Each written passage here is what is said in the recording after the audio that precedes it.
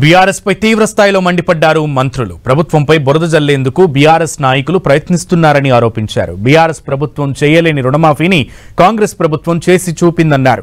అభివృద్ధిని అడ్డుకుంటున్న బీఆర్ఎస్ నాయకులను ప్రజలు ప్రశ్నించాలన్నారు. గత ప్రభుత్వం అన్ని శాఖలను అప్పుల పాలు చేసిందని విమర్శించారు మంత్రులు.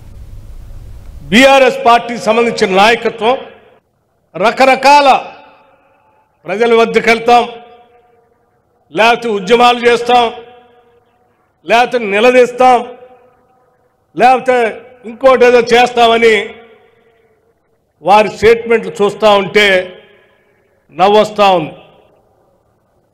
నిజంగా 10 సంవత్సరాలు మీరు పరిపాలన చేసి ఈ రాష్ట్రం తెచ్చుకున్నదే నీళ్ల కోసం, నిరుద్యోగ యువతీ యువకుల కోసం, రైతుల కళ్ళల్లో ఆనందాన్ని చూడటం కోసం.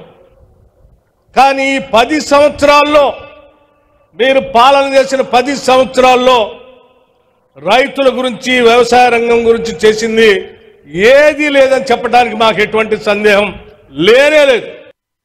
మీరిచ్చినటువంటి వాగ్దానాల కోసం, మీరిచ్చినటువంటి మాట కోసం, కాంగ్రెస్ పార్టీ యొక్క నిబద్ధత కోసం కష్టాలైనా నష్టాలైనా ఇబ్బందులున్నా ముఖ్యమంత్రి గారు కానీ, మీరు కానీ, వేరే శాఖల్లో ఉన్నటువంటి మంత్రులందరూ ఏదో ఒక రకంగా మనం అన్న మాట నిలుపుకునేటట్టుగా ఈనాడు 2 లక్షల్లో కుటుంబ నిర్ధారణ కానటువంటి 3.5 లక్షల మందికి ఈరోజు రుణమాఫీ చేసే భాగ్యం ఈ రైతు పండుగ సందర్భంగా మహబూబ్ నగర్ గడ్డ మీద జరుగుతుంది.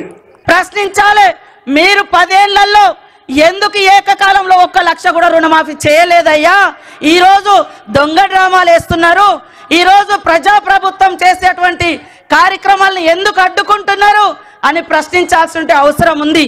ఊరంతా అప్పులు చేసిపోయినట్టుగా అన్ని శాఖలలో అప్పులే ఉన్నాయి.